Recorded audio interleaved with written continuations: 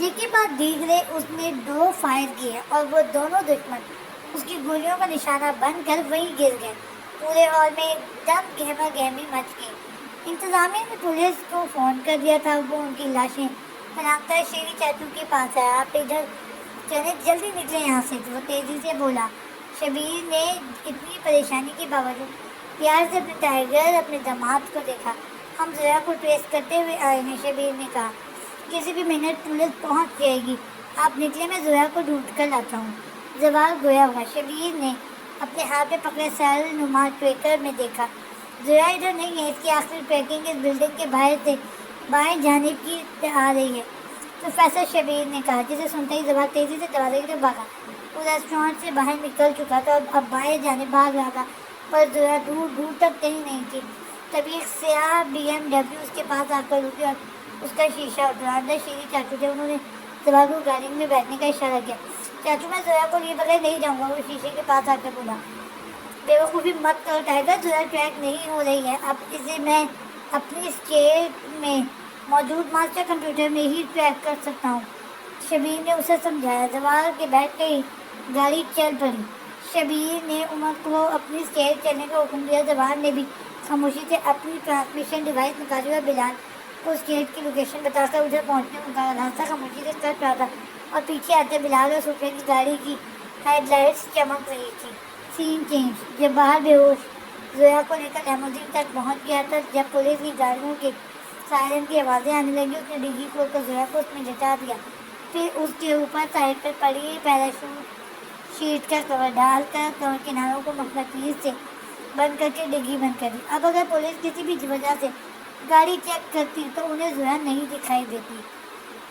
کچھ دیر بعد شہزادہ فہد کریمی اور جعلی زوال اسے آتے نظر آئے۔ اس نے جلدی سے ڈرائیور کو لیموزین اسٹارٹ کرنے کا کہا۔ شہزادہ فہد کریمی نے گاڑی میں بیٹھ کے جبال کو مخاطب کیا۔ جبال، تم یہی رکو اور ان لوگوں کا پیچھا کر کے ان کا ٹھکانہ پتہ کرو، ہم صوفیہ کو لیے بغیر نہیں جائیں گے۔ وہ دیکھو، سامنے کھڑی جیپ میں دور سے ہی بلال بیٹھا نظر آ رہا ہے۔ جبال سے ہلاتا اتر گیا۔ جبال کے اترتے ہی شہزادہ فہد کریمی نے اپنے ڈرائیور کو پرائیویٹ ہینگر پر چلنے کا حکم دیا، جہاں اس کا جیٹ طیارہ تھا۔ طیارے کے پاس پہنچ کر زویا کو ڈگی سے نکالا اور طیارے میں سوار ہو پرواز کر حمید سے مخاطب ہوا۔ تم اس لڑکی کو ہمارے محل لے جاؤ اور ہماری ہاؤس کیپر کلثوم کے حوالے کرو، اور جب تک ہم نہ آ جائیں وہیں رک کر ہمارا انتظار اور ہماری اس امانت کا خیال رکھنا۔ جیٹ زویا اور کیپٹن حمید کو لے کر فضا میں بلند ہو چکا تھا۔ شہزادہ فہد کریمی گاڑی میں بیٹھا اور ڈرائیور کو اٹھا چلنے کی ہدایت دی۔ دوسری جانب جبال ایک چوری کی گاڑی میں بیٹھ کے بڑی مہارت سے بلال کی گاڑی کے خاطر فاصلے سے پیچھا کرتا شبیر کی اسٹیٹ تک پہنچ گیا تھا اور اب اپنے ساتھیوں کا انتظار کر رہا تھا۔ پروفیسر شبیر زوال کے ساتھ اپنی اسٹیٹ پہنچ چکے تھے۔ بلال اور صوفیہ بھی ساتھ ہی تھے۔ رابرٹ سے کہہ کر بلال اور صوفیہ کو آرام کرنے کے لیے کمروں میں بھجوایا اور خود زوال کو لے کر اپنے روم میں آ گئے۔ زوال، میرے بیٹے، انہوں نے اندر پہنچ کر اسے تڑپ کر اپنے گلے لگائے۔ شیری چاچو، آپ نے ایسا کیوں کیا؟ کیوں؟ زوال نے پوچھا۔ زوال، تم سب جانتے تو ہو، تم مجھے 4 ماہ پہلے ہی ٹریک کر کے میسج بھیج چکے تھے، اب بہت جلد ہی منظر عام پر آنے والا ہوں۔ شبیر نے دیوار پر لگی 60 انچ کی اسکرین کو اسٹارٹ کرتے ہوئے کہا۔ اسکرین اسٹارٹ ہو چکی تھی، پر زوال ٹریک نہیں ہو رہی تھی۔ شبیر کے چہرے پر گہری سوچ کی پرچھائیں تھی۔ تبھی زوال اپنی جگہ سے اٹھ کھڑا ہوا۔ کیا ہوا شیری چاچو؟ زوال، لگتا ہے زویا کسی مقناطیس کے پاس ہے، کیونکہ ٹریکنگ ڈیوائس مقناطیسی شعاعوں میں کام نہیں کرتی ہے، شبیر نے اسے بتایا۔ ٹھیک ہے، آپ اسے ٹریک کرنے کی کوشش کیجیے، کچھ پتہ چلے تو مجھے انفارم کر دیجیے گا۔ زوال اپنی فریکوینسی انہیں دیتا ہوا بولا۔ تم اس اندھیرے میں کہاں جا رہے ہو؟ تھوڑا صبر کرو، زویا جلد ہی ٹریس ہو جائے گی۔ شبیر نے اسے روکنے کی کوشش کی۔ نہیں شیری چاچو، میں آرام سے نہیں بیٹھ سکتا، مجھے ہر صورت زویا کو ڈھونڈ کر واپس لانا ہے۔ اگر میری زویا کو کچھ ہو گیا نا تو میں سب کو برباد کر دوں گا۔ وہ میری زندگی ہے، اسے مجھ سے کوئی نہیں چھین سکتا، زوال نے سخت لہجے میں کہا اور کمرے سے باہر نکل گیا۔ شبیر زوال کی زویا کے لیے شدت اور طلب دیکھ کر اپنے اور زویا کی زوال کو داماد بنانے والے فیصلے پر خدا کا شکر ادا کرتے ہوئے دوبارہ اسکرین کی طرف متوجہ ہوئے اور لب بیچتے ہوئے زویا کے پاس موجود الیکٹرک شاک ٹاپس کو ایکٹیویٹ کرنے لگے، تاکہ اگر کوئی زویا کو چھونے کی کوشش کرے تو شاک لگنے سے مر جائے۔ ابھی وہ کام کر ہی رہے تھے کہ اسکرین پر زویا کا چہرہ نمودار ہوا. وہ بے ہوش تھی اور اسے کسی پرائیویٹ جیٹ میں چڑھایا جا رہا تھا. دیکھتے ہی دیکھتے وہ جہاز ٹیک آف کر چکا تھا، مگر اب زویا کی ٹریکنگ ڈیوائس اور کیمرہ کام کر رہا تھا. شبیر نے فوری طور پر زوال کو میسج سینڈ کیا.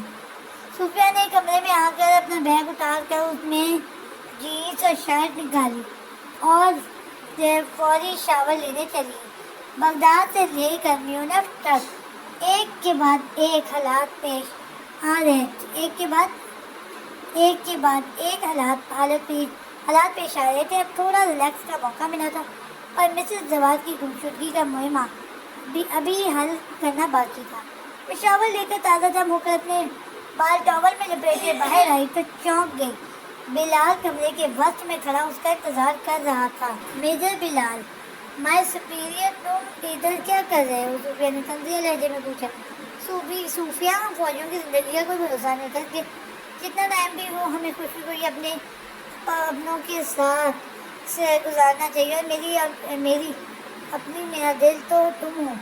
وہ آہستہ سے کہتا وہ اس کے پاس آ گیا. پھر ایک جھٹکے سے خود تولیہ صوفیہ کے سر سے اتار کر پھینکا.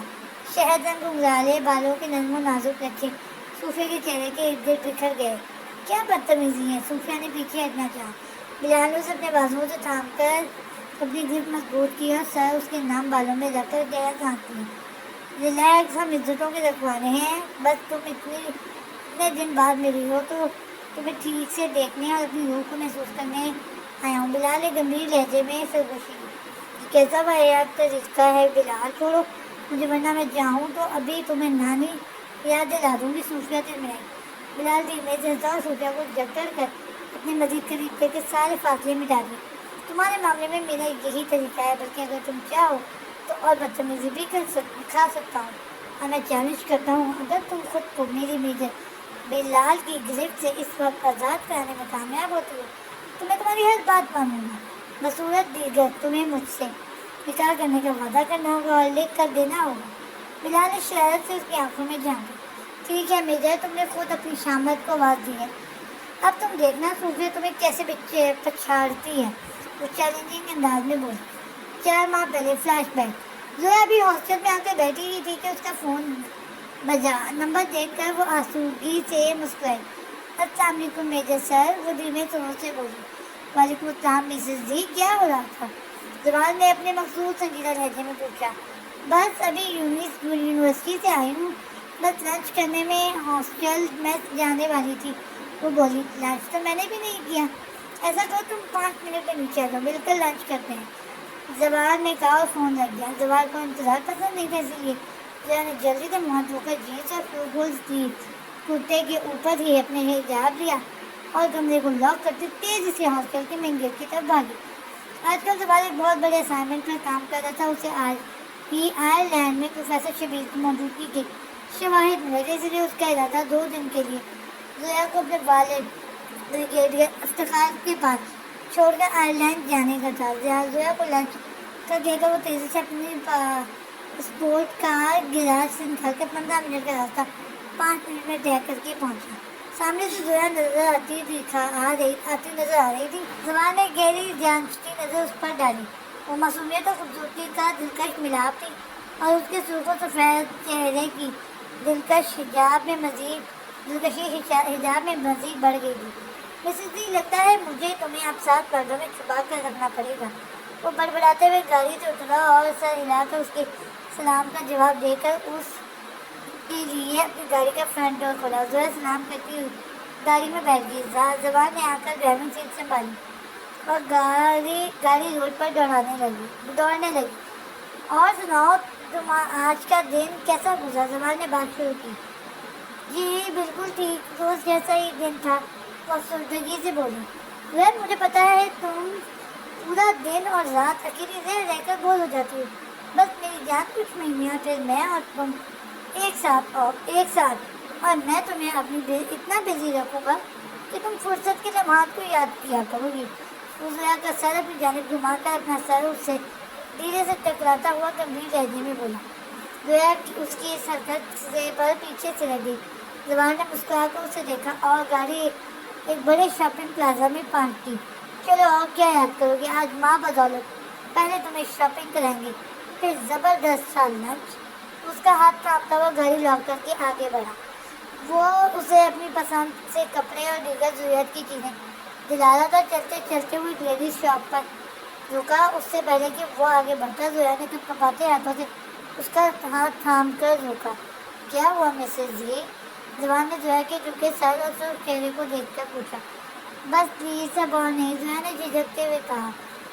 زبان نے بغیر اس کی شرم سے غیر ہوتی حالت کو دیکھا۔ مائی ڈیئر وائف، میاں بیوی میں کوئی پردہ نہیں ہوتا، اور کیا مجھے احساس نہیں کہ میری بیوی کو کس کس چیز کی ضرورت ہوتی ہے، اور تم نے آج تک اپنی کوئی پرسنل شاپنگ نہیں کی ہے، تو یار مجھے مت روکو۔ اس کا ہاتھ پکڑ کر اندر لے آیا۔ اب زویا کے جسم کا سارا خون اس کے چہرے پر سمٹ آیا تھا۔ وہ سر نہ اٹھانے کی قسم کھائے آنکھیں میچے زبان کے ساتھ گھسیٹ رہی تھی۔ زبان نے آرام سے شاپنگ مکمل کی اور اسے لے کر باہر آ گیا۔ مسز جی اب آنکھیں کھول لو، ہم علاقہ غیر سے نکل آئے ہیں۔ گونگی سے اس کا جھکا سر اوپر اٹھاتے ہوئے بولا۔ وہ دونوں چلتے ہوئے مال کے اندر بنے ریسٹورینٹ میں آئے۔ شام ہو رہی تھی۔ زبان نے وہ میز منتخب کر کے زویا کو بٹھایا اور ابھی خود بھی بیٹھا ہی تھا کہ اس کی کلائی پر موجود گھڑی نما ٹرانسمیٹر میں وائبریشن ہو۔ اس نے میسج لکھ کر اٹھ کھڑا ہوا۔ زویا ٹیک آؤٹ کر لیتے ہیں، گھر پہنچ کر آرام سے کھائیں گے۔ اس کے انداز میں تیزی تھی۔ کیا آپ مجھے حوصلہ نہیں چھوڑیں گے؟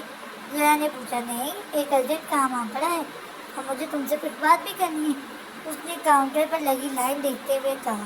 زویا نے زوال کی نظروں کے تعاقب میں دیکھا۔ میرے ساتھ چلیے، میں گھر میں کچھ بنا لوں گی۔ زوال نے زویا کا ہاتھ پکڑا اور تیز قدموں سے چلتا ہوا اپنی گاڑی تک آیا۔ ہوا کی رفتار سے کار دوڑاتا ہوا اپنے کاٹیج تک آیا۔ زویا کو اندر لا کر اس نے تیزی سے اپنے کمرے میں سے اپنی گن اٹھائی، چاقو جیب میں رکھا، دیوار میں ناز الماری میں سے بلیٹ پروف جیکٹ پہنی اور اپنی طرف پریشانی سے تبدیل زویا کو دیکھا۔ مسز تم آرام سے سو جانا، میں سیکیورٹی لگا کر جا رہا ہوں۔ زبان سب ٹھیک تو ہے نا؟ پلیز پہلے بھی ایک بار آپ مجھے اکیلا چھوڑ کر پوری رات گھر نہیں آئے تھے۔ زبان نے اس دلربا کی اپنے لیے پریشانی اور فکرمندی کو دیکھا اور اس کے قریب آنکھوں سے گلے لگا کر تسلی دی۔ سب ٹھیک ہے جانا، یہ تو میرا روٹین کا کام ہے، پکا وعدہ آج جلدی آ جاؤں گا۔ تم ڈنر تیار کرو، میں بس یوں گیا اور یوں ہے۔ وہ اس کی تابناک پیشانی چوم کر اسے خود سے الگ کرتا ہوا باہر چلا گیا۔ زوال کے جانے کے بعد زویا چلتے ہوئے کچن تک پہنچی۔ چائے کافی کے علاوہ اسے کچھ بھی بنانا نہیں آتا تھا۔ فریج کھول کر اس نے بریڈ اور چیز سلائس نکالے اور کچن کاؤنٹر پر رکھ کر باہر آ گئی۔ اس کا ارادہ زوال کے آنے کے بعد چیز سینڈوچ بنانے کا تھا۔ کمرے میں آ کر اس نے حجاب اتارا اور منہ دھو کر اپنے بال سماجی بیڈ پر بیٹھ کر داروں قطار زوال کا انتظار کرنے لگی۔ گھڑی کی سوئیاں آگے بڑھتی جا رہی تھی، اسے اکیلے ڈر لگ رہا تھا۔ وہ آنکھیں نیچے تھک کر لیٹ گئی اور تھوڑی دیر بعد نیند کی وادیوں میں اتر گئی۔ رات بہت گہری ہو چکی تھی، چاروں طرف موت کا سا سناٹا چھایا ہوا تھا، جب ایک 6 فٹ لمبا جوان، چوڑا سینہ، مضبوط ورزشی جسامت کا مالک چیتے کی تیزی سے دیوار پھیلا کر اندر داخل ہوا۔ اس کے ایک ہاتھ میں گن اور دوسرے میں ایک تیز دھار والا چاقو تھا۔ وہ بے خوف نڈر انداز میں اپنے راستے میں آنے والے 3 آدمیوں کے دل میں چاقو اتار چکا تھا۔ اسے ان 2 دہشت گردوں کی تلاش تھی جو آج ہی روس سے آئے تھے اور اس کی معلومات کے مطابق اسی بلڈنگ میں موجود تھے۔ کچھ سوچ کر اس نے اپنی جیب سے بے ہوش کرنے والے گیس کا کین نکالا اور اپنا سانس روک کر کین کو کھول کر لڑکا دیا۔ کالے چست کپڑے پہنے، منہ پر کالا ماسک پہنے ہوئے وہ ان 2 آدمیوں کی تلاش میں ایک ایک کمرے کو چیک کر رہا تھا۔ بالآخر وہ روسی اسے ایک میز کے گرے ہوئے نظر آئے۔ میز کے بیچ میں ایک جدید طرز کی ٹرانسمیشن ڈیوائس رکھی ہوئی تھی۔ اس نے فوراً اسے ڈسکنیکٹ کیا اور اپنے کان سے لگے بلوٹوتھ ڈیوائس کے ذریعے اپنے ساتھی سے رابطہ کیا۔ ٹارگیٹ اچیو ہو گیا ہے، دروازے پر وین لیا اور سامان کے ساتھ لے کر جانا ہے، اوور اینڈ آل۔ وہ یہ کہہ کر اس نے اپنا چاقو واپس موزے میں ڈالا اور گن کو جیب میں ڈال کر اس نے ان دونوں کو ایک دوسرے کے اوپر ڈال کر رسی سے باندھا۔ ایک جھٹکے سے اپنے کندھوں پر اٹھایا اور دوسرے ہاتھ سے ڈیوائس تھام کر تیزی سے باہر کی جانب روانہ ہوا، جہاں اس کی طرح دیکھنے میں خوبصورت معصوم مگر لومڑی سے بھی کئی گنا عیار ذاتیں اس کا ویٹ کر رہی تھی۔ صوفیہ نے زوال کو دیکھتے ہی وین اس کے قریب لے گئی. زوال نے رسی سے بندھے دونوں دہشت گردوں کو پچھلی سیٹ پر ڈالا. صوفیہ سیف ہاؤس چلو. اوکے میجر, صوفیہ نے کہا. پوری رفتار سے سیف ہاؤس کی جانب گاڑی دوڑائی. وہ دونوں سیف ہاؤس پہنچ چکے تھے. زوال ان دونوں کو اندر موجود ایجنٹ تک پہنچا کر صوفیہ کے پاس آیا. ایجنٹ صوفیہ کی گرفتاری کے بعد کی یہ بات کہ یہ بھی آرام سے نہیں بیٹھیں گی. تم انہیں چترال پہنچا کر خود بھی انڈر گراؤنڈ ہو جاؤ اور اپنی کمانڈو ٹریننگ شروع کر دو. زوال سنجیدگی سے بولا. اوکے میجر زوال, سی یو آفٹر مائی ٹریننگ, صوفیہ بولی. اینڈ ایک اور بات, آج سے تمہارا نیا نام ہوگا تو تاکہ کوئی ایجنسی تمہیں ٹریک نہ کر سکے. فاکسی, صوفیہ نے دہرایا. ان دونوں آدمیوں کو ٹھکانے لگانے کے بعد وہ اپنے کاٹیج کی طرف روانہ ہوا. پورے کاٹیج کی لائٹس آن تھی. چراغاں ہو رہا تھا. مارے گئے, آج کچھ زیادہ ہی دیر ہو گئی. یہ کہہ کر اس نے اپنے سر پر ہاتھ پھیرا اور دبے قدموں اندر داخل ہو کر پہلے اپنا ماسک اتارا اور ساری لائٹس بند کرتا ہوا اپنے بیڈ روم میں داخل ہوا. وہ دنیا جہاں سے بے خبر سو رہی تھی.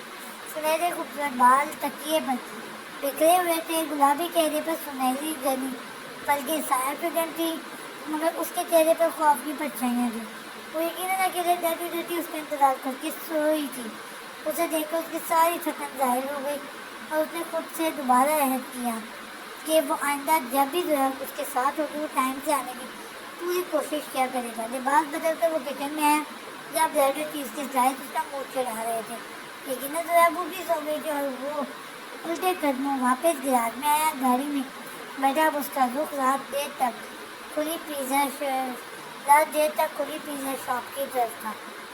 پیزا لے کر وہ گھر پہنچا اور پلیٹ اور ڈرنک لا کر کمرے میں لا کر میز پر رکھی اور خود قدم بڑھاتا ہوا بے خبر سوئی زویا کے پاس آیا. چند لمحے اپنی زندگی میں باہر کے جھونکے کی مانند آئی. اس دلنشین گلزبہ کو بہت دیکھتا رہا کیونکہ جاگتے میں تو وہ اس قدر شرماتی تھی کہ وہ اسے دیکھ ہی نہیں پاتا تھا. زویا میری جان اٹھو, شاباش آنکھیں کھولو. وہ دھیرے سے اس کے بال سمیٹتا ہوا بولا. زویا کو نیند میں زوال کی آواز سنائی دی. وہ کس نزاکت نہ وہم سمجھ کے کروٹ بدلنے والی تھی جب زوال نے جھک کر اس کے بال سمیٹے. وہ یکدم ہو گئی تھی. آپ کب آئے؟ بال سمیٹ کر وہ فوراً کھڑی ہوئی. بس تھوڑی ہی دیر ہوئی ہے, تم ہاتھ دھو کر آ جاؤ, پیزا ٹھنڈا ہو رہا ہے. اس کے بکھرے سراپے اور نیند سے بھری آنکھوں سے بامشکل نظر پر ڈھانک کر گویا ہوا. زویا ہاتھ دھو کر واپس آئی تو زوال اس کی انتظار میں بیٹھا تھا. زویا نے پیزے کا سلائس نفاست سے اپنی جیب میں رکھ کر زوال کی طرف بڑھایا, پھر خود بھی پلیٹ میں ڈال کر سامنے صوفے پر بیٹھ گئی. زویا میں تمہیں 2 دن کے لیے ڈیڈ کے پاس چھوڑ کر کسی کام سے جاؤں گا, پھر واپسی پہ پک کر کے واپس استنبول آ جائیں گے. زوال نے اسے اپنے پلان سے آگاہ کیا. کب جانا ہے آپ بتا دیں؟ زویا نے اداسی سے پوچھا. کیونکہ مانا وہ اللہ کو ہاسٹل میں رہ رہی تھی, پر زوال اس سے روز ہی ملنے آتا تھا. صبح کی فلائٹ سے میں نکل رہا ہوں, تم اپنی ساری شاپنگ پیک کر لو. ڈنر کے بعد زویا نے سارا سامان پیک کیا. اتنے میں زوال بھی اپنا بیگ تیار کر چکا تھا. زویا کو فارغ دیکھ کر زوال بیڈ پہ جا کر بیٹھ گیا اور اسے پاس آنے کا اشارہ کیا. زویا جھجکتے ہوئے پاس آئی تو زوال نے بڑے پیار سے اس کا ہاتھ پکڑا اور اسے اپنے پیروں پہ بٹھا کر پیروں میں بڑا کمفرٹر دونوں پہ ڈال دیا. زوال نے اپنے مضبوط اذان میں اپنے سینے پر رکھی زویا کو دیکھا لائٹ بند کر دی. زویا اندھیرے میں اس کی آواز گونجی.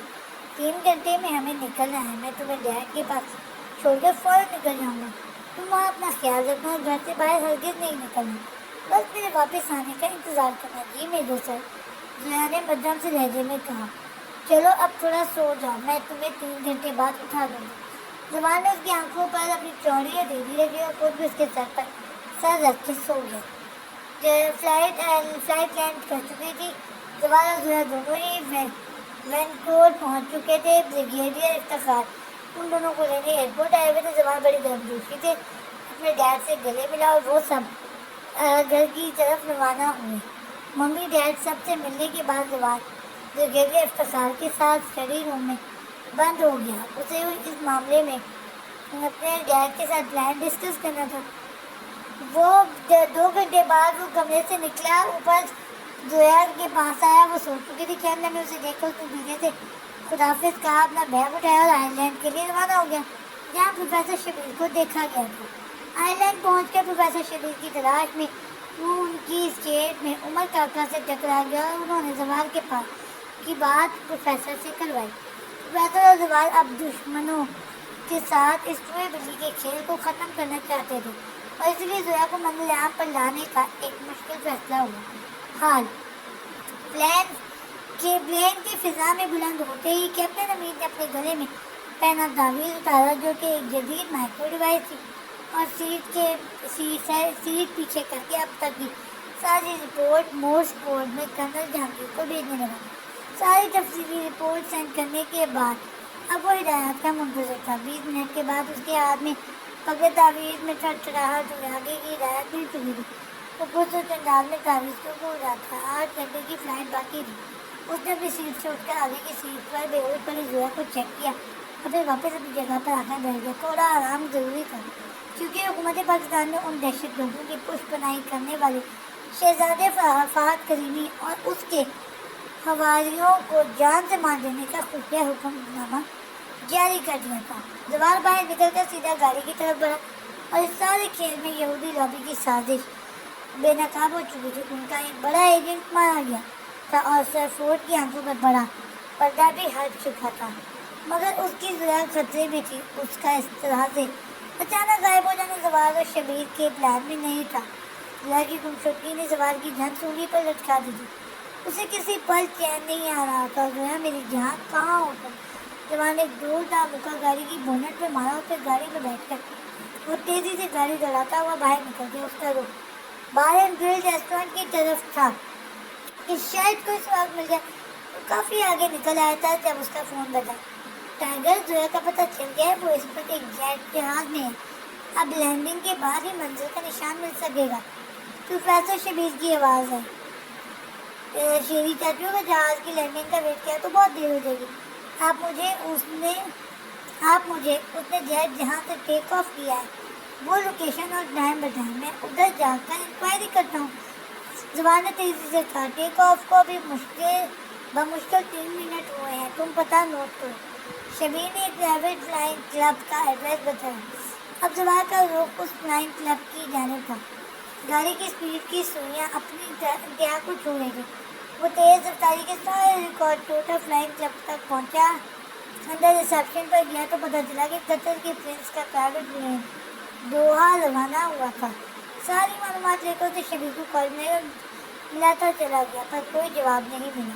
وہ دوبارہ پروفیسر شبیر کی رہائش گاہ کی طرف جا رہا تھا۔ صوفیہ کو بلال پر صحیح کا جلال آیا ہوا تھا۔ اس نے اپنے آپ کو ڈھیلا چھوڑ کر تیزی سے پھینکنا بدلا اور بلال کو پٹکنے کی کوشش کی، مگر بلال بھی ہوشیار تھا۔ اس نے جھکائی دے کر صوفیہ کی کوشش ناکام بنائی۔ دیکھو بلال، میں آخری دفعہ وارن کر رہی ہوں، چھوڑو مجھے۔ وہ رائی، تم ہار مان لو، میں چھوڑ دیتا ہوں، بلال نے آرام سے جواب دیا۔ صوفیہ نے ٹانگ اٹھا کر ایک زوردار کیک بلال کی ٹانگوں پر رسید کی، پر بلال چٹان کی طرح کھڑا رہا۔ دیکھو بلال، اگر ہمت ہے تو مجھے آزاد کر کے فائٹ کرو، اس سے کیا کر بولی۔ بلال نے ایک لمحہ اس کی شہد رنگ آنکھوں میں جھانکا اور اسے اپنی گرفت سے آزاد کر دیا۔ صوفیہ سانپ کی طرح بل کھا کر دور ہوئی اور بنا کوئی لمحہ ضائع کیے بغیر اچھل کر بلال پر یکے بعد دیگرے کراٹے کے وار کیے۔ بلال ساکت کھڑا مسکراتا رہا۔ میرے ہاتھوں مرنا ہے کیا؟ تم جوابی بات کیوں نہیں کر رہے ہو؟ وہ چل ملائے۔ مجھے صرف دشمنوں پر وار کرنا آتا ہے، اپنوں پر نہیں، بلال نے متانت سے کہا، اور آگے بڑھ کر صوفیہ کو دوبارہ اپنی گرفت میں جکڑا اور اس کی آنکھوں میں آنکھیں گار کر گمبھیر لہجے میں گویا ہوا، صوفیہ ذرا سوچو، ہمارے گھر میں تو روز فائٹ ہوا کرے گی، چائے بنانے پر کراٹے، لانڈری کرنے کی ٹرن پر کک باکسنگ اور بچوں کی دیکھ بھال پر کمانڈو فائٹ، اور ہمارے دونوں بچے تو اپنی چلاک ایجنٹ ماں اور معصوم فوجی باپ کی پرورش میں اتنے ماہر ہو جائیں گے کہ بڑے بڑے ایجنٹوں کے چھکے اڑا دیں گے۔ ایسا کرنا، بڑے والے کو تم مشن پر لے جانا اور اپنی چھوٹی گڑیا کو میں ساتھ لے جایا کروں گا۔ بلال کی آنکھیں چمک رہی تھی۔ کوئی نہیں بچے اپنی تعلیم مکمل کرنے تک فیلڈ میں نہیں آئیں گے، صوفیہ نے چٹک کر جواب دیا۔ بلاک پل کا آسودگی سے ہنسی۔ چلو بھائی اب لڑکی تو راضی ہو گئی ہے، میں ڈیڈ کو کال کر کے آتا ہوں تاکہ ہمارے مشن ختم کر کے پاکستان پہنچتے ہی وہ ہمیں مسجد لے جا کر نکاح پڑھوا دیں۔ وہ بولتا وہ سیدھا باہر نکل گیا۔ صوفیہ پہلے تو چپ چاپ کھڑی رہی، پھر اپنی خود فراموشی میں کہی گئی بات کو سوچ کر ہنس پڑی۔ بلال کی دکھائی زندگی کا خاکہ بہت دلکش تھا۔ جبار شبیر کی اسٹیٹ سے ذرا دور اپنے ساتھی کے ساتھ کھڑا تھا۔ چاروں طرف سیکیورٹی کیمرے دھواؤں سے جانتی گلی انہیں نظر آ چکی تھی۔ اب وہ شہزادہ فہد کریمی کا انتظار کر رہے تھے جو ہوا میں بے ہوش کرنے والی گیس لے کر آ رہا تھا۔ تقریباً 1 گھنٹے کے بعد شہزادہ فہد گیس بم لے کر ہیلی کاپٹر پر پہنچا اور آسمان کی بلندیوں سے اسٹیٹ میں بے آواز گیس بم گرا دیے تھے۔ جبار اب تم دونوں گیس ماسک پہن کر اندر جا سکتے ہو، جلد از جلد ٹارگیٹ کو لے کر باہر آؤ، پھر ہم یہیں سے سیدھے دوحہ نکل جائیں گے۔ ہیلی کاپٹر سے ڈرائیور کے ساتھ بیٹھے شہزادہ فہد کریمی نے جبار کو ہدایت دی۔ جبار نے ہیلی کاپٹر سے سیڑھی کے ذریعے لٹکتے بیگ سے اچک کر آکسیجن ماسک نکال کر اپنے ساتھی کو دیا اور خود بھی پہنا، اور وہ دونوں دبے قدموں اسٹیٹ کے اندر داخل ہو گئے۔ اس بڑے سے محل میں موت کا سا سناٹا چھایا ہوا تھا۔ جبار آہستگی سے چاروں جانب دیکھتا اندر داخل ہو گیا تھا۔ اب وہ ایک ایک کمرے کو چیک کر رہا تھا۔ جب اس کا فون بجا، اتنی دیر ہو گئی تم ابھی تک ہماری محبوبہ کو لے کر باہر نہیں آئے، جلدی کرو۔ شہزادہ فہد چلایا۔ محترم فہد کریمی، یہ بہت بڑا محل ہے، میں ایک ایک کمرے میں جا کر محترم محبوبہ صاحبہ کو ڈھونڈ رہا ہوں، تھوڑا ٹائم دیجیے۔ جبار گر گیا۔ ٹھیک ہے جلدی کرو، فہد کریمی نے فون پٹکا۔ جبار اب جلدی ہر کمرے میں جھانکا تھا۔ جب اسے ایک کمرے میں فرش پر اونڈے منہ گری ہوئی لڑکی نظر آئی، وہ تیزی سے اس کی جانب بڑھا۔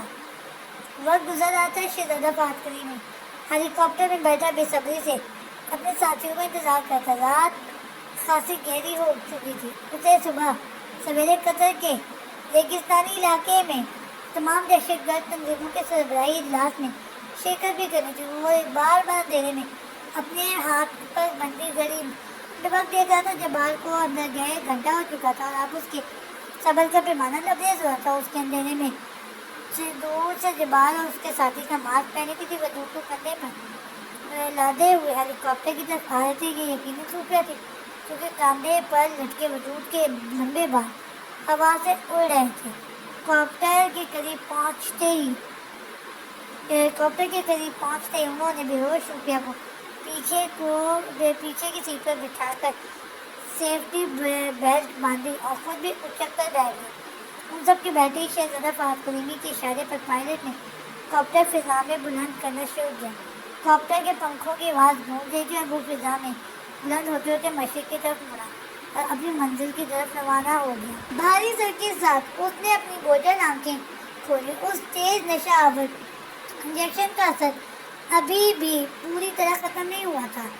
آنکھوں کے آگے رنگ برنگے نقطے چمک رہے تھے۔ چند لمحے وہ غائب دماغی سے بیٹھی رہی۔ اچانک اسے ہوش آیا، یہ تو ایئرپلین لگ رہا ہے۔ پھر ایک جھٹکے سے سیٹ بیلٹ کھول کر اٹھ کھڑی ہوئی۔ سامنے کی سیٹ پر کیپٹن حمید زوات کے بیچ میں آنکھیں مونڈے بیٹھا تھا۔ زہرا کے اٹھنے کی آواز کے ساتھ ہی وہ بھی اپنی جگہ سے اٹھ کھڑا ہوا۔ میرے سر آپ، اس سے پہلے زہرا اپنی بات مکمل کرتی کیپٹن نے تیزی سے اس کی بات کر دی۔ سسٹر اب آپ کیسا فیل کر رہی ہیں؟ زہرا اس کی بات، آواز اور بات کرنے کا انداز دیکھ کر چونک گئی اور پیچھے ہوتے ہوئے گویا ہوئی۔ آپ کون ہیں اور میں ادھر اس پلین میں کیسے آئی؟ میجر زوات کدھر ہے؟ میرا نام کیپٹن حمید ہے، میرا تعلق پاک انٹیلیجنس سے ہے، آپ اس وقت محفوظ ہیں۔ یہ کہہ کر کیپٹن حمید اسے بیٹھنے کا اشارہ کر کے اپنے ہاتھ میں موجود ڈیوائس میں فلائٹ کا نقشہ دیکھنے لگا۔ اچھا خاصا سفر طے ہو چکا تھا۔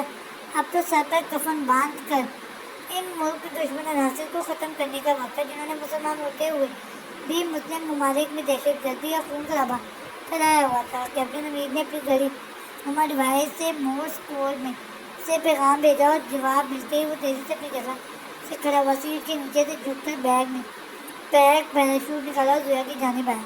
سسٹر آپ کھڑی ہو جائیے، وہ سنجیدگی سے بولا۔ زہرا کے کھڑے ہوتے ہی اس نے پیراشوٹ اس کی کمر میں باندھا میری بہن اب میری بات غور سے سنو. باہر اندھیری رات ہے, نیچے ایک طویل میدانی علاقہ ہے جس کے اوپر سے اس وقت جہاز گزر رہا ہے. میں آپ کو ابھی جہاز کے ایمرجنسی ایگزٹ سے نیچے دھکا دوں گا. آپ بنا گھبرائیں آنکھیں بند کیجیے, بس 100 تک گرنا اور پھر اپنے کندھے پہ موجود اس رسی کو زور سے کھینچنا. پیراشوٹ کھل جائے گا. کیپٹن, زہر کی آنکھیں حیرت و خوف سے پھیل گئیں. سوچیں, آپ پاکستان کے شیر میجر زوال کی وائف ہے, پاکستان کی بیٹی ہے, اور ایک پاکستانی لڑکی کے اندر اتنی ہمت ہوتی ہے کہ وہ وقت آنے پر اپنی افواج کا, اپنے ملک کا ساتھ دے سکے. کیپٹن امیر نے اس کی ہمت بندھائی. گویا کہ ہاتھ اپنے کندھے پر موجود رسی پر سختی سے گڑ گئے تھے. کیپٹن نے زہرا کو بازو سے پکڑا اور ایگزٹ ڈور کھولا. دروازہ کھلتے ہی تیز و تند ہوا کے جھونکے سے جہاز ڈول گیا. زہرا کا وجود ہوا کی ٹھنڈی سے اڑنے کو تھا. پورے پلین میں ایمرجنسی سائرن کی بلند آواز گونجنے لگی تھی. وقت کم تھا. کیپٹن حمید نے تیزی سے ہاتھ بڑھا کر زہرا کو 10,000 فٹ کی بلندی سے نیچے دھکیل دیا. دروازہ تیزی سے بند کیا اور بھاگتا ہوا کاک پٹ کی جانب بڑھا جہاں بیٹھا عربی پائلٹ دروازہ بند کرنے ہی والا تھا. کاک پٹ کے اندر داخل ہو کر کیپٹن نے ایک زوردار پنچ پائلٹ کو مارا اور مارتا چلا گیا حتیٰ کہ پائلٹ بے ہوش ہو گیا. اب اس نے پائلٹ کو کاک پٹ سے باہر دھکیل کر دروازہ اندر سے لاک کیا. خود پائلٹ کی سیٹ پر آ گیا. وطن عزیز کے نڈر جوان کا کیا عمدہ پلان تھا. یہ جہاز ایک شہزادے کا تھا جسے اگر دہشت گرد کے بڑے اڈے پر لے جایا جاتا تو کوئی روک ٹوک نہیں ہونی تھی اور بڑی آسانی سے اڈے کے اندر گھس کر سب کو ختم کیا جا سکتا تھا. زوال کو فلائنگ کلب کا ایڈریس بتانے کے بعد پروفیسر شبیر سیٹلائٹ کے ذریعے اس قطری پرائیویٹ جہاز کو ٹریک کر رہے تھے. جب انہیں اسکرین پر اپنے اسٹیج کے اوپر ایک ہیلی کاپٹر نظر آیا, اسی وقت زوال کی کال آئی تھی. وقت کم تھا. انہوں نے انٹرکام کے ذریعے بلال اور صوفیہ کو اپنے کنٹرول روم آنے کا کہا. اس کے بعد انہوں نے ٹرانسمیشن ڈیوائس کے ذریعے زوال سے رابطہ کیا. ٹائیگر اسٹیٹ کے اوپر ایک ہیلی کاپٹر ابھی پلیس ہوا ہے. لگتا ہے کوئی ہم پر حملہ کرنے والا ہے. پروفیسر شبیر نے کہا. اتنے میں صوفیہ اور بلال بھی اندر آ چکے تھے اور اسکرین پر ہیلی کاپٹر دیکھ رہے تھے. شیری چاچو, آپ ہوشیار ہیں. اگر یہ اندر آتے ہیں تو یقیناً کسی قسم کی بے ہوشی کرنے والے گیس کا استعمال کریں گے. کوشش کر کے انہیں زندہ پکڑ لیں. میں واپسی کی سمت میں روانہ ہو چکا ہوں. 30 منٹ تک پہنچتا ہوں. زبان نے سنجیدگی سے کہا. اوکے ٹائیگر, تم پہنچو, ہم انہیں سنبھالتے ہیں. اور ایک بات, میں انڈر گراؤنڈ راستہ کھول رہا ہوں. تم اس راستے سے آرام سے ان کی نظروں میں آئے بغیر اندر آ سکتے ہو. شبیر نے بات ختم کر کے زبان کو انڈر گراؤنڈ راستے کا نقشہ سینڈ کیا. سر, آپ نے بلوایا تھا. بلال نے پروفیسر شبیر کو مخاطب کیا. مائے چائلڈ, میں آپ کا بھی چاچو ہوں. سر نہیں چلے گا. شبیر نے بات کر دی. یہ ہیلی کاپٹر ابھی بھی پلیس ہوا ہے. باقی زوال کی ہدایت تو آپ نے سنی نہیں. شبیر نے اسکرین کی جانب اشارہ کیا. جی چاچو. بلال نے اسباب میں صحیح لایا. شبیر ایک الماری کی جانب بڑھا اور وہاں سے 3 گیس ماسک ٹوٹ کر لائے. احتیاطاً ہمیں ماسک پہن کر تیار رہنا چاہیے.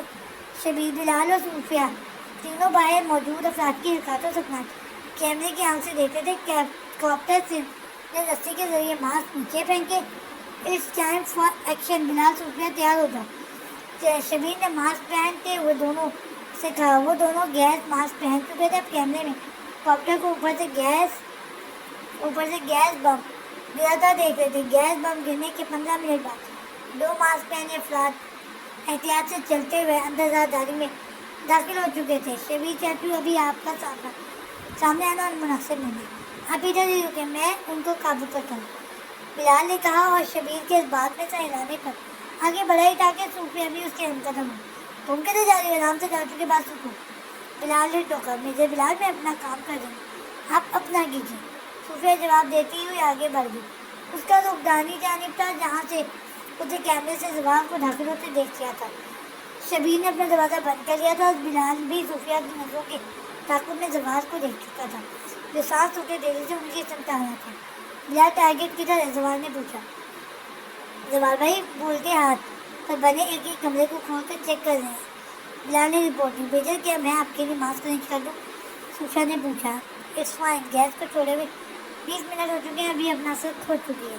Let's go to tea. Let's go tea. زوال جو باہر کی جانب بڑھتا ہوا بولا.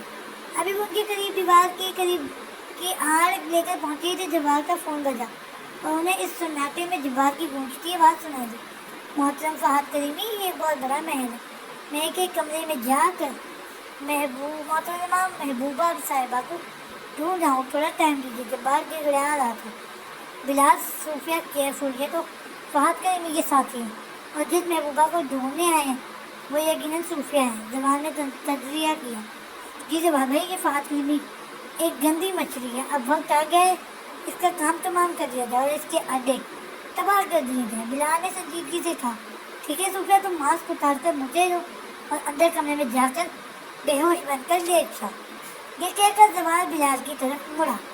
بلال، تم اندر کمرے کے دروازے کے پیچھے پوزیشن لے لو، میں باہر سے اٹیک کر دوں گا. میں نے ہوش و آواز کے ہمیں انہیں ہوش و آواز کے ساتھ پکڑنا ہے. زبان نے ہدایت دی. بلال صوفیہ کے ساتھ کمرے میں داخل ہوا. محترمہ محبوبہ صاحبہ، آپ کدھر بے ہوش ہونا پسند کریں گی؟ بیڈ پر یا قالین پر؟ بلال چپا چپا کر بولا. میجر، میں تو بے ہوش ہونے جا رہی ہوں، پر اگر تم ہوش میں نہیں ہو تو کیا پہلے تمہارے ہوش ٹھکانے لگا دو؟ صوفیہ نے اسے اور جلایا. گائز، وہ آ رہے ہیں، ٹیک پوزیشن.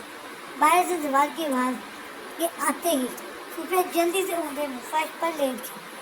بلال نے آگے بڑھ کر بیڈ سے چادر اٹھائی تھی کہ صوفیہ کو ڈھک دے کہ وہ سر اٹھا کر گزرے. میجر، میں چادر اوڑھ کر پلان بنا کر بیہوش نہیں ہوئی ہوں، عقل کے ناخن لو. قدموں کی آواز قریب آ چکی تھی. بلال چادر پہنتا ہوا تیزی سے دروازے کے پیچھے جا کھڑا ہوا. دو افراد ماسک پہنے میں اندر داخل ہوا. زمین پر پڑی صوفیہ کو دیکھتے ہی اس کی جانب لپکے. زوال بھی ان کے پیچھے دبے قدموں اندر داخل ہو چکا تھا. بلال بھی دروازے سے باہر نکل چکا تھا.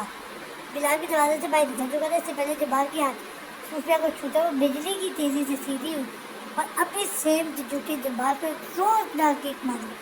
جوال اور اس کا ساتھی دونوں تنظیم کے ٹرینڈ آدمی تھے. زوال اور بلال دونوں سے برابر کا مقابلہ کر رہے تھے. جب دروازہ کھول کر پروفیسر شریف ہاتھ میں الیکٹرک ڈیزل گن لیے داخل ہوا، ایک ایک کر کے دونوں کو نشانہ بنا.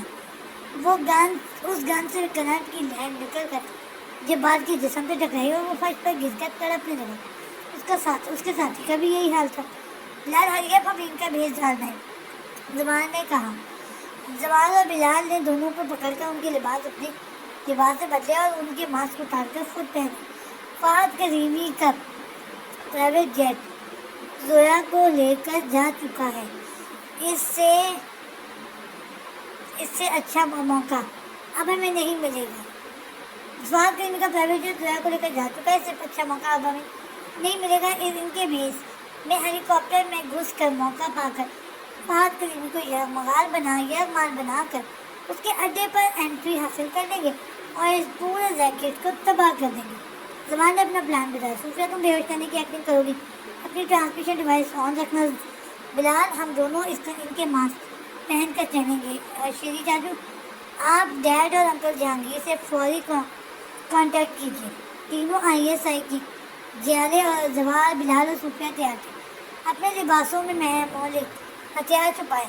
اپنے وطن عزیز کے دشمنوں کا کلا کما کرنے کو وہ بڑے بڑے قدم اٹھاتے، اسٹیج سے باہر کی جانب قدم اٹھاتے، ہیلی کاپٹر کی جانب بڑھ رہے تھے. داخلہ دروازے کے بعد پہنچ کر بلال نے کچھ بھی کہے بغیر جھک کر صوفیہ کو نرمی سے اٹھا کر اپنی پیٹھ پر لاد لیا.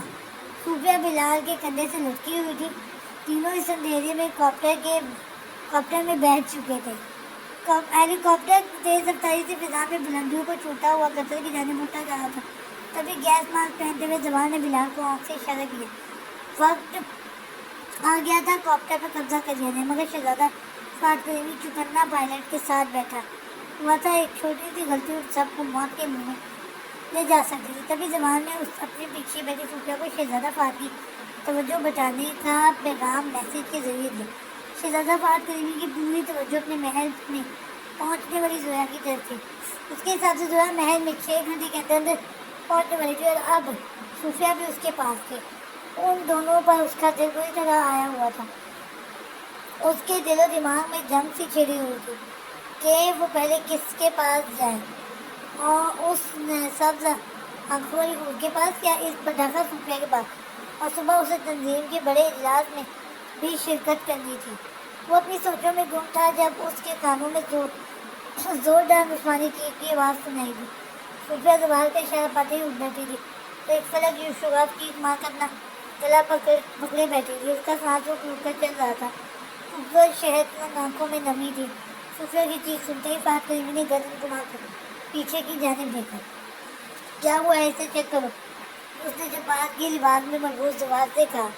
زوال سر ہلاتا صوفیہ کی جانب مڑا، اسے ایک آنکھ ماری۔ زوال کی آنکھ مارتے ہی صوفیہ نے مچھلی کی طرح تڑپنا شروع کر دیا۔ بلال نے تیزی سے آگے بڑھ کر اسے اپنے ہاتھ میں لیا ہی تھا کہ فہد کریمی سانپ کی طرح پھٹکارا، دور جاؤ اس لڑکی کو، ہاتھ مت لگاؤ، یہ صرف میرے لیے، یہ صرف ہمارے لیے ہے۔ بلال تیزی سے صوفیہ سے لگ ہوا اور عربی لہجے میں بدل کر اس سے مخاطب ہوا۔ محترم، اس لڑکی کی سانس اکھڑ رہی ہے، شاید گیس اس کے دماغ کو چڑھ گئی ہے، اور ہوا کا دباؤ بھی بہت ہے۔ اگر اسے زندہ رکھنا ہے تو مصنوعی تنفس دینا پڑے گا۔ پائلٹ کاپٹر کو کسی بنانے میں ڈالو، ہم اپنی محبوبہ کو تنفس خود دیں گے، شہزادہ فہد کریمی نے حکم دیا۔ پائلٹ اس بات میں چل آیا اور ہیلیکاپٹر چھپ کر خطا میں نیچے اترنے لگا۔ صوفیہ کی اداکاری اپنی عروج پر تھی۔ فہد کریمی کا اس پریشانی سے برا حال تھا، وہ صوفیہ کو برتے بغیر مرنے کی اجازت نہیں دے سکتا ہے۔ صوفیہ کے وجود کو حاصل کرنا اس کی ضد بن چکی تھی۔ تو دوسری جانب اس اندھیرے میں بھی زوال اور بلال کی آنکھیں اپنی پلان کی کامیابی پہ جگمگا رہی تھی۔ ہیلی کاپٹر دھیرے دھیرے نیچے اتر رہا تھا۔ کاپٹر کی زمین کو چھوتے ہی فہد کریمی نے تیزی سے سیٹ بیلٹ کھولی اور کود کر باہر اترا، پیچھے کے دروازے کی طرف بڑھا۔ جب بات تم اٹھو، آگے کی سیٹ پر بیٹھو، اور تم، اس نے بلال کی انگلی کی جانب اسے اٹھائی، تم بھی آگے ہی سیٹ پر ایڈجسٹ کرو، چلو اترو دونوں، فہد کریمی نے حکم دیا۔ زوال اور بلال دونوں ایک ساتھ کود کر نیچے اترے۔ پائلٹ پر قابو کیے بغیر فہد کریمی پر حملہ کرنا بیکار تھا۔ زوال بلال کو وہیں کھڑا رہنے کا اشارہ کر کے خود پائلٹ کے ساتھ والی سیٹ پر بیٹھا۔ اتنے میں فہد کریمی بھی پیچھے اٹک کر بیٹھ گیا تھا۔ تبھی زوال ایک زوردار نعرہ لگایا، نعرہ تکبیر، اللہ اکبر، اور پائلٹ کی گردن پر ایک زوردار بھار کیا۔ اس سے پہلے پائلٹ کو ایمرجنسی سگنل دے پاتا، اسے گردن نیچے دبوچ کر اس کی سائڈ کا ہاتھ بڑھا کر کھولا اور کاپٹر سے نیچے دھکیل کر خود بھی باہر کود گیا۔ پائلٹ زوال کی ایک ہاتھ کی مار تھا، وہ ہوش و حواس کھو بیٹھا تھا اور اس کی گردن ڈھلک گئی تھی۔ زوال کے نعرے تکبیر بلند ہوتے ہی صوفیہ نے اللہ اکبر کہتے ہوئے فہد کریمی کو گریبان سے پکڑ کر اس کی گردن پر چہرے پر درپے وار کی، پھر زوردار کک مار کر کھلے دروازے سے باہر گرا دیا۔ فہد کریمی سکتے کسی کیفیت میں خونخوار سے صوفیہ سے مار کھا کر نیچے گرا اور بلال نے اسے اپنی ٹھوکروں پر رکھ لیا۔ وہ بلال کے ہاتھوں پوری طرح پٹ رہا تھا۔ جب زوال پائلٹ کو ٹھکانے لگا کر آیا، بلال نے ایک جھٹکے سے فہد کریمی کو زوال کی جانب دھکیلا۔ زوال نے بڑے آرام سے اسے گردن سے پکڑا۔ میں تو زوال میں پاکستان کا خیر خواہ ہوں، اگر تم نے مجھے فوراً نہیں چھوڑا تو دونوں ہمارے کے تعلقات ختم ہو جائیں گے، اور ہم تمہارے پاکستان کو امداد بھی نہیں دیں گے۔ فہد کریمی زوال کی آنکھوں میں آگے ڈال کر دھمکی امیز انداز میں بولا۔ فہد کریمی پاکستان کی مملکت اور پاکستان کی مملکت خداداد ہیں، تم جیسے ہزار کتے بھی مل کر اس سرزمین پاک کا کچھ بگاڑ نہیں سکتے۔ زوال نے ایک زوردار باکسر کے اس کے منہ پر مارا، وہ لڑکھڑا کر نیچے گر گیا، اس کا سامنے کا دانت ٹوٹ گیا تھا، ہونٹوں کے کناروں سے خون کی لکیر بہہ رہی تھی۔ ہمارے ملک میں آ کر شکار کے بہانے دہشت گردوں کو اسلحہ پہنچاتے ہو، ہماری معصوم عوام کو نقصان پہنچاتے ہو، ایک بات کا حساب دینا ہوگا۔ میجر زوال نے پتلی کی زمین پر گرے فہد کریمی کو ایک زوردار ٹھوکر ماری۔ دیکھو، مجھے چھوڑ دو، بدلے میں جتنی دولت جواہرات میں ہے چاہیے لے لو، بس مجھے چھوڑ دو، میں اب کبھی بھی تمہارے پاکستان نہیں جاؤں، مجھے معاف کر دو اور جانے دو۔ فہد زوال کی آنکھوں میں جنون دیکھ کر گر گیا۔ ٹھیک ہے، تو پھر تم ہمیں بڑے اڈے پر لے کر چلو، اندر تک پہنچاؤ، میرا وعدہ ہے میں تمہیں وہاں پہنچ کر آزاد کر دوں گا۔ کیوں میجر بلال، کیا کہتے ہو؟ زوال نے سنجیدہ کھڑے بلال سے پوچھا۔ بلال نے ایک لحظ کو رک کر زوال کے چہرے کو دیکھا۔ میجر، آپ کا وعدہ ہے تو آپ اسے چھوڑ دیجیے، یہ آپ دونوں کا معاملہ ہے۔ بلال نے سنجیدگی سے جواب دیا۔ فہد کریمی بری طرح پھنس گیا تھا، اگر زوال کو منع کرتا تو جان سے جاتا، اگر تنظیم سے غداری کرتا تو بھی مانا جاتا۔ تبھی اس کے ذہن میں ایک شیطانی آئیڈیا آیا۔ میجر زوال وہ بڑی مشکل سے کھڑا ہو۔ واللہ حبیبی زوال، تمہاری ناک سے وہ شمائل بیوی ہمارے قبضے میں ہے، اگر اس کی زندگی اور عزت عزیز ہے تو ہمیں چھوڑ دو ورنہ اسے بھول جاؤ۔ فہد کی زمین نے مکاری سے کہا، فہد کتے میری بیوی پر ہاتھ ڈالنا اتنا آسان نہیں ہے، جب تو ہی مر جائے گا تو پھر تو کیا کر سکے گا؟ زوال نے اسے اپنی ٹھوکروں پر رکھ لیا۔ شہزادہ فہد کی زمین مار کھا کھا کر مرنے کے قریب تھا جب زوال نے گن نکال کر اس کے ماتھے پر رکھی۔ مجھے مت مارو، وہ ہزیانی انداز میں چیخا۔ زوال نے ٹریگر پر دباؤ بڑھایا۔ میں تمہیں بڑے اڈے پر لے چلتا ہوں، جیسا کہو گے ویسا ہی کروں گا، بس تم یہ گن ہٹاؤ۔ فہد قریب گر گیا۔ زوال نے گن جیب میں رکھی، فہد کے ہاتھ پیر باندھ کر اسے بلال کے ساتھ پیچھے بٹھایا اور صوفیہ کو آگے بیٹھنے کا اشارہ کر کے خود پائلٹ کی سیٹ پر بیٹھ گیا۔ ہیلی کاپٹر اسٹارٹ ہو چکا تھا۔ زوال کا دوحہ کی جانب تھا، اس کے لب سختی سے بھیگے ہوئے تھے، چہرے پہ موت کا سناٹا چھایا ہوا تھا۔ اس کے دماغ کا ایک حصہ دوسرے سے زورا کو سوچتا تھا، بس تھوڑی دیر اور مسز جی میں آ گئے۔ بلال نے فہد کو پوری نظر رکھی کہ اس کے بتائے ہوئے راستے پر ہیلی کاپٹر اڑ رہا تھا۔